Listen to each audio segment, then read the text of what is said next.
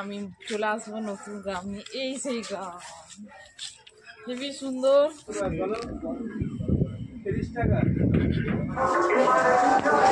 ঠান্ডা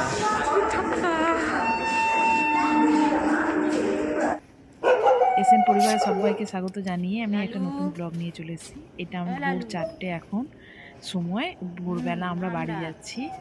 লালু ওখানে সারা করছে, আমরা ওই জন্য সারা করছি লালুকে। এই হচ্ছে মানে সবাই মিলে বেরোচ্ছি, রুটে চলে এসেছি গাড়ি ধরবো বলে, যেহেতু ট্রেনে যাব, ট্রেনে মানে প্ল্যাটফর্মে যাওয়ার জন্য টোটো ধরবো, তাই রুটের সামনে দাঁড়িয়ে আছি। এই তো চলে এসেছি প্ল্যাটফর্মে টিকিট কাটাও হয়ে গিয়েছে।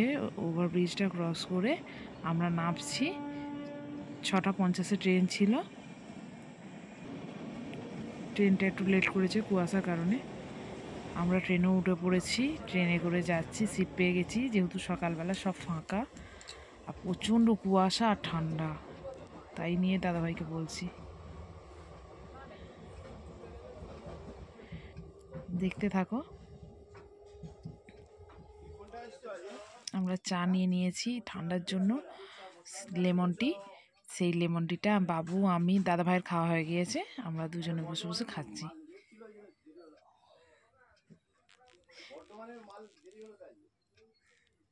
দাদাভাই দেখাচ্ছে ঘুরিয়ে ঘুরিয়ে। দেখতে পেয়েছো যত গ্রামের দিকে যাচ্ছি ততই কুয়াশা বাড়ছে।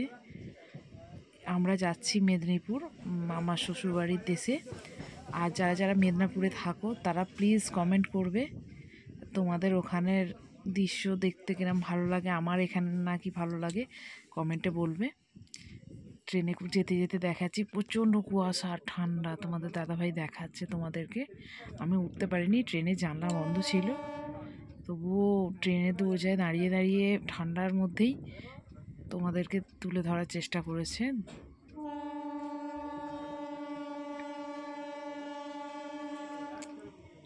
দেখতেই পাচ্ছ তোমরা, দেখতে থাকো।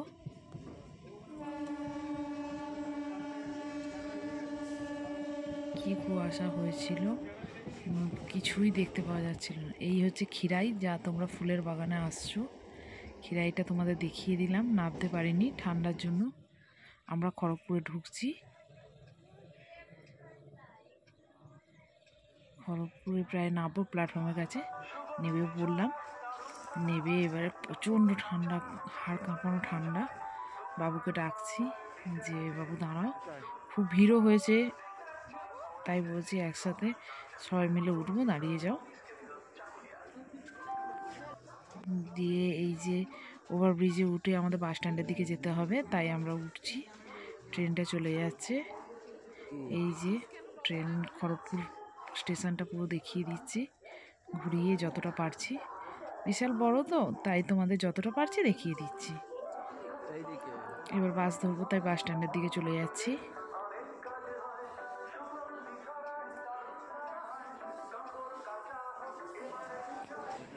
প্রচণ্ড ঠান্ডা, তাই তোমাদের দাদাভাইকে বলছি, হাড় কাঁপিয়ে দিচ্ছে এত ঠান্ডা, আমাদের ওদিকের থেকে বেশি। সবাই দেখে হাসছে।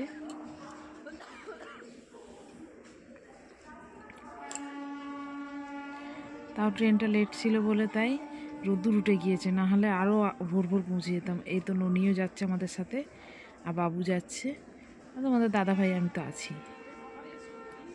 এই প্ল্যাটফর্ম থেকে, ওভারব্রিজ থেকে নামছি খড়গপুরের। এটা হচ্ছে মানে যারা প্রাইভেট কার নেবে তাদের জন্য এই জায়গাটা।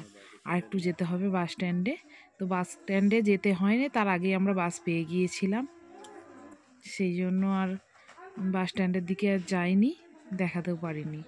এই হচ্ছে খড়গপুর।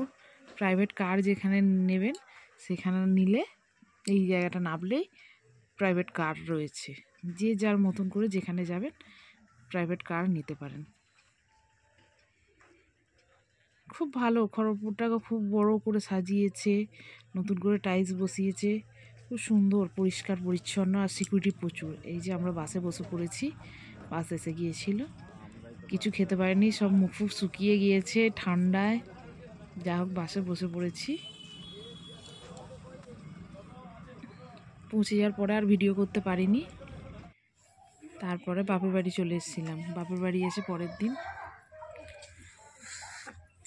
এই হচ্ছে বাপের বাড়ির ঘরটা, সামনেটা দেখালাম আমাদের। হাই, এদিকে ঘুরো। হাই বন্ধুরা, এই দেখো তেঁতুল, উপরে দেখো কি বিশাল তেঁতুল গাছ।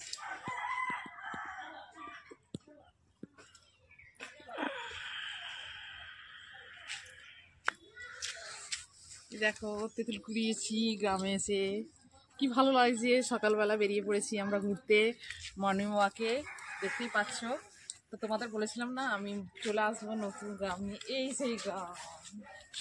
হেবি সুন্দর, খুব এনজয় করছি। আর তেঁতুল কুড়িয়েছি, এখন রেখে যাচ্ছি, পরে সেখান থেকে নিয়ে যাব বাড়িতে। বাড়িটাও দেখাবো, এটা আমার বাপের বাড়ি। যাচ্ছি একটু ঘুরতে। এই যে কাঁটা বাঁশঝাড়, এটা হচ্ছে এর গায়ে প্রচণ্ড কাঁটা থাকে, তাই গ্রামের লোকেরা বেড়া দেয়। আর ওই যে পুকুর আমার বাবার বাড়ির পাশে, তো আমার বাবার বাড়ির ওইদিকে না এদিকে, এই সামনে খড়ের গাদাটা দিচ্ছে, এটা আমাদের মেজি জেঠুর। তাই আমি ঘুরতে যাচ্ছি। এই হচ্ছে আমার ভাসুরের ছেলে, ফোন নিয়ে খুব ব্যস্ত। ও ফোন কাকাইকে ফোন করছে, তাই কাকার দিকে তাকাচ্ছে আর কাকাইকে ফোন করছে। খুব দুষ্টু, সারাদিন ওকে নিয়েই কেটেছে। দেখতেই পাচ্ছ এইটুকু ছেলে।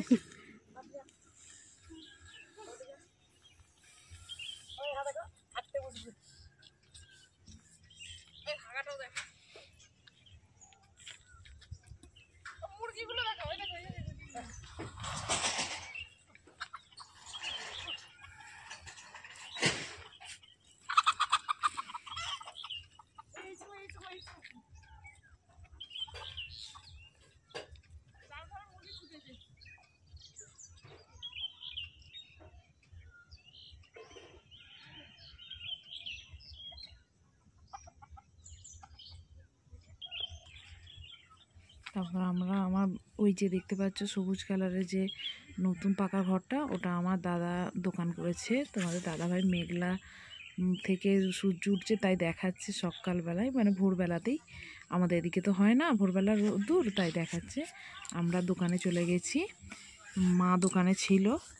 আর আমরা এই যে তারপরে ধান জমি দিয়ে টিফিন করব তাই চলে আসি, বৌদি ফোন করেছিল, তাই ধানের জমির ওপর দিয়ে আসি। ধান তো কাটা হয়ে গিয়েছে, এখন সব আবার ধান রুইবে, কিন্তু আমি তো কোনোদিন এরকম হাঁটিনি, তাই দাদাভাই বললো চলো ভালো লাগবে। তো শিশিরে পা ভেজাচ্ছি, বেশ ভালোই লাগছে গ্রামের। আমার যাও যাচ্ছে, ছেলেটা একদম হাঁটতে চাইছে না, আমরা দেখাচ্ছি এরকম করে হাঁটলে ভালো লাগছে। তারপরে এই দেখো বীজ ফেলেছে, ছোটো ছোটো ধান গাছ হয়েছে, তো সেটাই দেখতে গেছি। আমি তো খুব একটা চিনি না, তো আমি ভেবেছি ঘাস ফাস হয়তো হবে, কিন্তু না, এটা ধানের গাছ। কি সুন্দর কচি কচি হয়েছে, সেখানে জল দিচ্ছে, যেহেতু বেড়ে উঠবে তারপরে তো বপন করবে ধানটা, তাই জন্য রোয়া বলে নাকি। তো ওই জন্যই ধানটাকে দেখাচ্ছি, কি সুন্দর কচি কচি ঘাসের, এরকম তো দেখতে পাই না সচরাচর।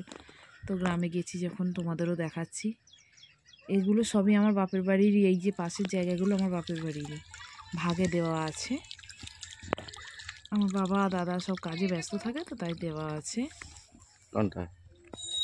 এই যে আমি শর্ট করবো, এইটা হচ্ছে আমার বাপের বাড়ির মন্দির, মহাপ্রভুর মন্দির, জগন্নাথ, তারামা আর লক্ষ্মী ঠাকুর আছে। সেই মন্দিরে মেজি জেঠু আরতি করছিল, আর তোমাদের দাদাভাই তুলে ধরেছে। আমি মন্দিরে স্নান করার পর গিয়েছিলাম যখন আরতি শেষ হয়ে গিয়েছিল, তো আরতিটা ধরবে বলেই সে সকাল সকাল আর কি স্নান ফান করে গিয়েছিল, মন্দিরটা দেখাচ্ছিল। এই হচ্ছে জগন্নাথ, এই হচ্ছে আমাদের মহাপ্রভু ঠাকুর, আর নিচে রয়েছে তারামা আর লক্ষ্মী ঠাকুর, দেখতেই পাচ্ছ তোমরা।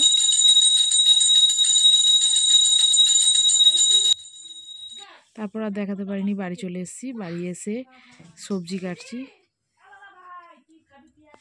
ফুল কাটছি, গ্রামের ফুল তাজা তাজা তুলে এনেছে আমার বড় যা। তো আনাজ কাটতে বসেছি বাড়িতে। মাটির ঘর দেখতেই পাচ্ছ, আমাদের গ্যাস আছে। আর শাশুড়ি বলছে এই হচ্ছে শ্বশুরবাড়ির সামনে আমরা একটু বেড়াতে যাব, এই হচ্ছে মাটির ঘর, দোতলা আর টিন দিয়ে ছাওয়া। দেখতে পাচ্ছ জামা কাপড় দিয়েছি, ওটা হচ্ছে আমার শ্বশুরবাড়ি। আমার জায়ের মেয়ে দাঁড়িয়ে আছে, বাবু বেরিয়ে আছে।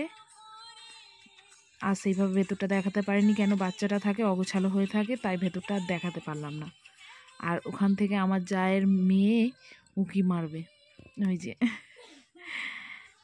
তারপর আমরা তারই সামনে একটা বড় মহাপ্রভুরই মন্দির রয়েছে, সেখানে গেছিলাম। রাসের সব ঠাকুর রাখা ছিল, আমি একটু বদমাইশি করছিলাম। এই হচ্ছে রাধা কৃষ্ণ দুজনে বসে আছেন। হ্যাঁ, ওই যে রাধার হাত থেকে কৃষ্ণের জন্য মালা আমি করে নিচ্ছিলাম, দিয়ে বদমাইশি করছিলাম। কৃষ্ণের যা দেখাতে পেরেছি তোমরা এটাই দেখো, পরবর্তী ভিডিও নিয়ে আবারও আসবো।